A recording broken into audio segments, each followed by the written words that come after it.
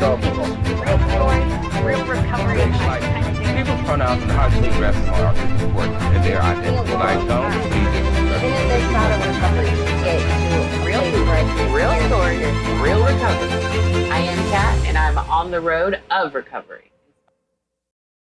I'm Chris Tomaro. I'm from Cleveland, Ohio, and my recovery date is July 1st, 2009. Very cool. It's so long I almost forgot. Yes. And it really does just become a way of life. So, well, thanks for joining us. If you could start off by sharing a bit about your childhood. I was born here in Cleveland, Ohio, to very young parents. My father was freshly out of Vietnam, and Marine, proud Marine, and to a dental hygienist, mother, and I came along relatively early. I was a little bit premature at the time, and I do know that they were struggling to make ends meet when I came around. You know, it was a rough childhood. It was difficult. I could tell that there were problems with my parents. They just didn't get along. I knew something was wrong. Couldn't put my finger on it. I know there were a lot of nights of me being in my room, sometimes going into the early morning next day and just not understanding why I was sent upstairs. When I was 5, they divorced. They both went their separate ways. I stayed with my mom. So I was being raised by a single mother who was barely able to make ends meet. We lived in an apartment in Cleveland Heights till I was about 13 years old. Okay. And my father became more or less a disciplinary figure in my life.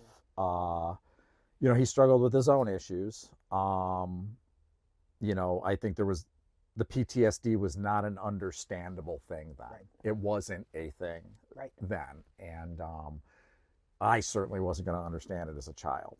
But now, you know, I have a very good relationship with my father today. I'm happy to say. In case I don't get a chance to put that, I have a very good relationship with both of my parents, regardless of how my early life was, and a respect for them. My family was, I'm basically half Italian and half Irish. Okay. The majority. So drinking was in my family. Right. And I mean, even at a younger age, I think the first time I ever drank alcoholically was at 6. Okay.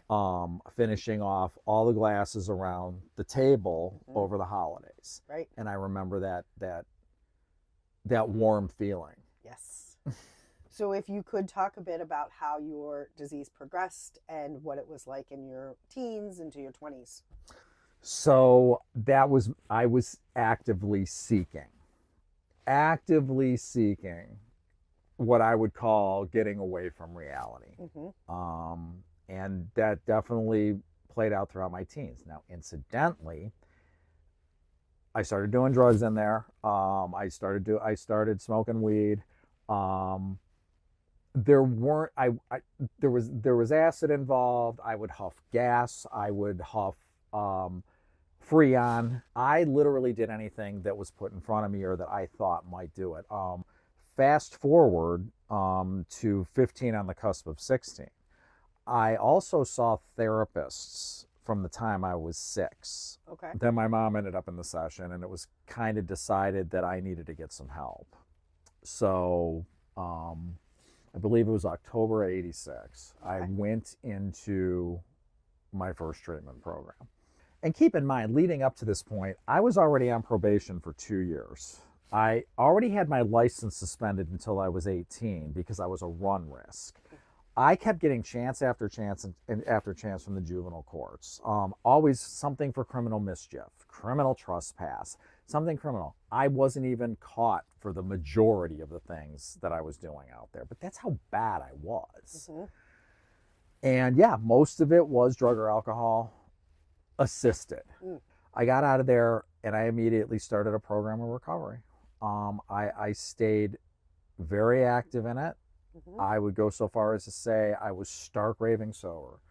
And what was interesting was a lot of people that I used with started becoming interested in this thing that I was doing. There was a lot of support there. There just was.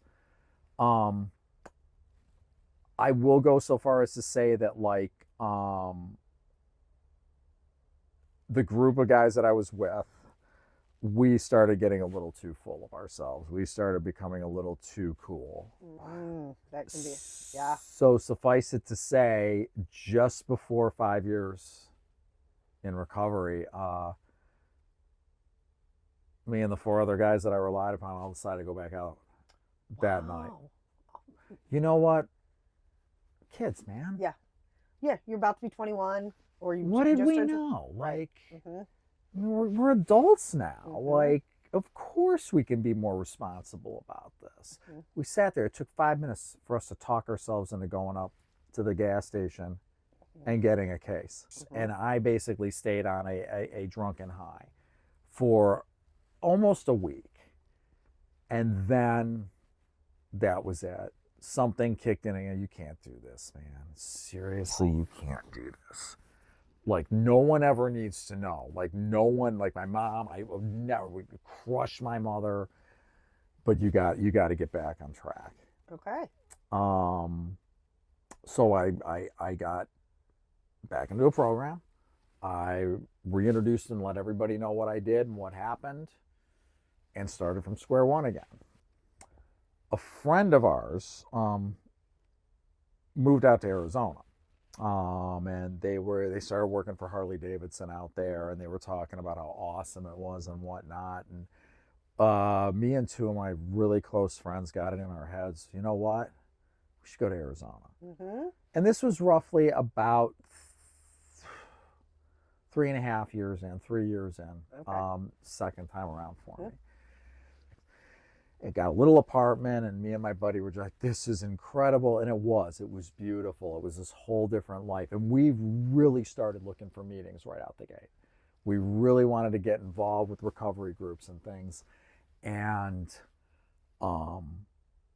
I'd saved up enough to where I didn't have to work steadily for any reason for any while. So I got used to the area. I ride motorcycles. So this was just a new experience. Yeah. And our intentions were good. They were really good, but we got caught up. We got caught up in the West. We got caught up in this whole new world. Same thing happened again with me and my other buddy. I'm like, you know what, man? We were kids. Same conversation, same set of circumstances, except we were in bars now. Suffice it to say, that was the beginning of 12 more years of doing everything I never did before, because I had to make up for lost time. And I'm an adult, so I should be doing strange things like cocaine and meth and pills and that, can we get heroin? Does anybody know how to get heroin? And honestly, incidentally, out west, it wasn't like what was happening on the east. Right. My epidemic was crystal meth. My epidemic was, but that's not to say if I wanted to get my hands on opioids, and the best I could do was oxys at the time. And I spent trending. So constantly drinking. The drinking was that was the overall everything. At the very least, I was drinking. And it became a private thing because I needed to do whatever I could to continue my relationship with drugs. That was the number one thing in my life. I can't stress the importance of the insanity of addiction. I literally did everything. Nothing was ever enough, no matter what it was. You would think it ended somewhere around here, and it didn't. Yeah. And I the best and only way that I can even possibly give a cliff notes of how I'm going to tell you that I was somewhere in the neighborhood by the time I stopped doing meth and just stopped doing it. It was somewhere in the realm of 2003, 4 ish. And somehow the meth trailed off. I realized that in order for me to get a job and get my life back together, so I detoxed from meth on a weed and alcohol detox. When I finally got to a point where I was high class again and was just drinking wine and smoking weed, that in itself was a phase, because of course it all had to be. I was a new man. I was an absolute new man. I got off the meth. Mhm. I mean, like, We start sleeping again. Yeah, and you actually probably I really did feel right, better. Right. It Yes. was ridiculous. Right. Just swapped it for another set of addictions. Hmm. My friends are all proud of me, and I'm just like, this is one. I'm getting this support, dude. I'm so glad to see you're just drinking and smoking weed again. Yeah. Right. Yeah. Me too. Continued down the party circle. Even started coke was. I could do coke every here and there, so I was back into the social scene of doing that, and I got a job at Wells Fargo. Oh, okay. So I'm like, all right, man. I got a job at Wells Fargo doing something I'd never done before, but because of my facilities experience and my IT experience, it kind of was a perfect match for being a data center manager. Yes. Interesting. So there was kind of I worked for a temp agency for a little bit. They hired me on, oddly enough. I don't know how I managed that. Started making connections and feeling good because I can drink. I'm a social weed smoker. I'm a social I'm a social coke user. I think I'm finally an adult. Mm-hmm. I'm in my 30s. I'm finally making up for the best money I've ever made. I've got a motorcycle, because I only had a motorcycle when I went out there, and I would borrow vehicles and stuff like that if I needed a vehicle. I got a motorcycle and a car now. I can pay my bills. I'm not losing all my money to anything other than weed, and I don't have to pay to drink. And then every now and then I'm buying an 8-ball, so we're good. And yeah. I got a respectable job. People are like, man, this is awesome. Wells Fargo, damn, like, how'd you? And on top of it, the position I was in, like, this is crazy. Like, this is the future. That's the cloud. Yes. Now all of a sudden, like, now that I'm building this, what's supposed to be a life, I don't know how to handle it. I have no idea how to handle it because I'm used to being in my little hole doing my drugs by myself. So I started escaping into that realm. I'm still at Wells Fargo. I somehow make it to almost 3 years there. I started going back to where things began. So oddly enough, I couldn't get high or drunk in the typical fashion. I needed to even mix with that. So I started doing inhalants again. Really? Yeah, I started doing inhalants again. I started doing Freon. I started doing anything that would, Right. So I was getting super unorthodox, even like the Freon canisters. I remember looking for them. I was doing propane off of people's grills and stuff. I would take those. I didn't want to get high anymore. I wanted to shut off. Mm-hmm. I wanted an off switch because my brain wouldn't stop. And it did get to the point where the words were not waking up. The words were coming to. Lips were blue, completely hypoxic in every way, gasping out of what I'm 1,000% sure was being dead for moments to however long. Right. There was no doubt in my mind that every single time I was ODing on the things I was doing, I was dying. Evacuation of my bowels. It fit. It fit across the board that I was literally coming back from the dead. Every day I was doing so much to literally cut off oxygen in my body. And I didn't care. I did not care. The dust off has a Freon effect when turned upside down. Okay. I froze burn the whole left side of my face. I had a legit burn across the entire front of my face. It was a chemical burn. That turned into a $10,000 life flight. That turned into a legitimate stay in a hospital due to me being honest about the damages.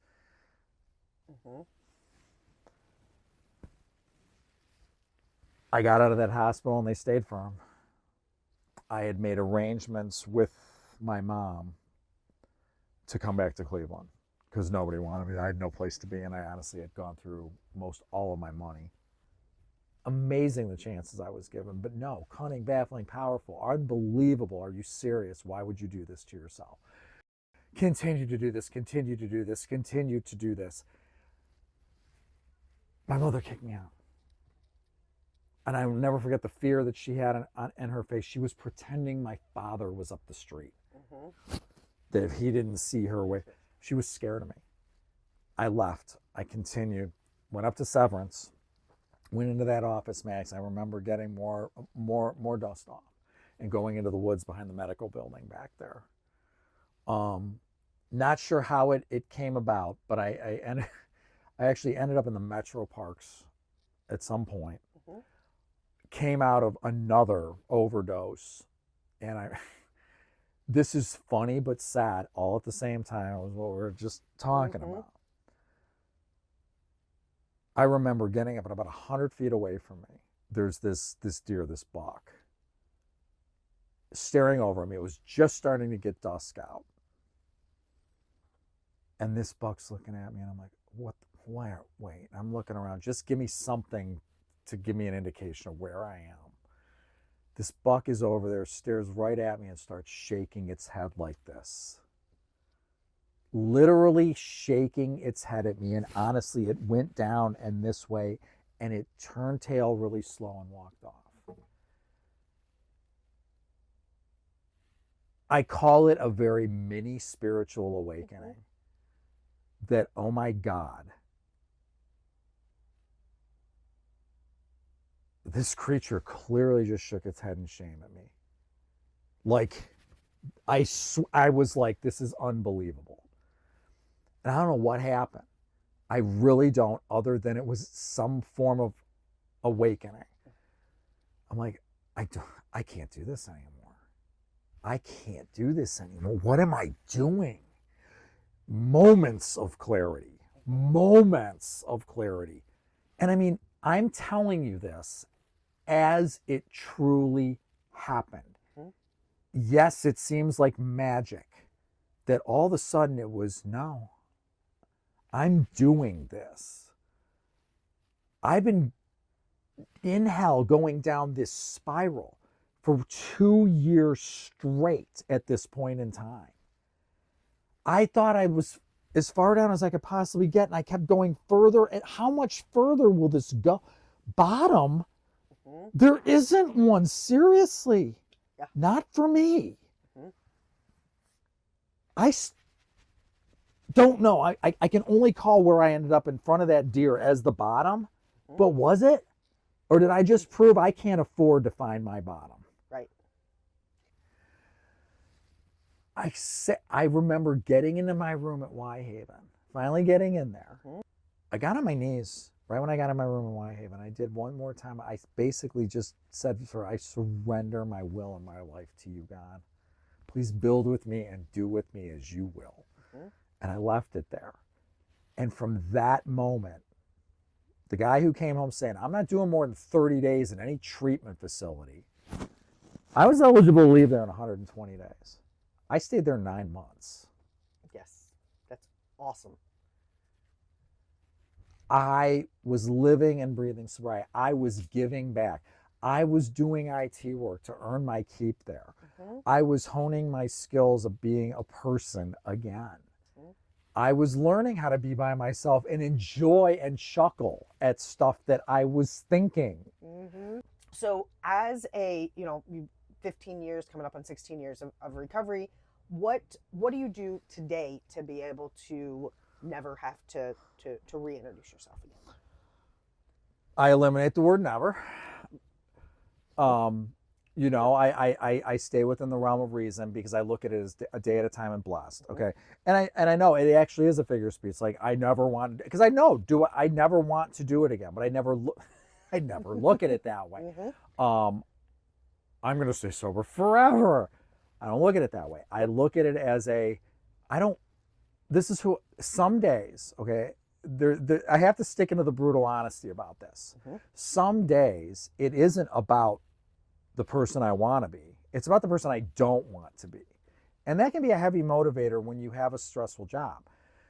I am blessed in the regard that I have a job of not only doing the things that I love doing. Because remember, I'm an introvert. By nature, I'm antisocial. I have social anxiety, which I manage. And machines listen to me. And I just have a gift for being a machine whisperer when it comes down to it. So I've been in IT, oh my God, for almost 28 years. Okay. I've been sober over 15 years. These are the two things I've done the longest of anything in my life. Mm-hmm. And working at Stella Maris and being an IT director in a facility, I get to come into work and do the two things that I love to do. I love sobriety and I love IT. And I love that somebody thought I love both of those things enough to make me a leader. Mm-hmm. I literally get to live this. Mm-hmm. And without it being ever feeling like a burden. Incidentally, since that day I hit my knees in Y Haven, I haven't had the desire to pick up. That mental obsession was lifted. It was gone. And I am so grateful to be able to say that 15 years, a few months later. Yes. God willing, 16 years. Mm-hmm. Yeah, that's very cool. Well, thank you so much for taking your time. You have an incredible story. This has been just amazing to again. And you were, you lived truly to yourself. And that's pretty amazing. Thank you. And thank you for having me. This was great for me. Yeah.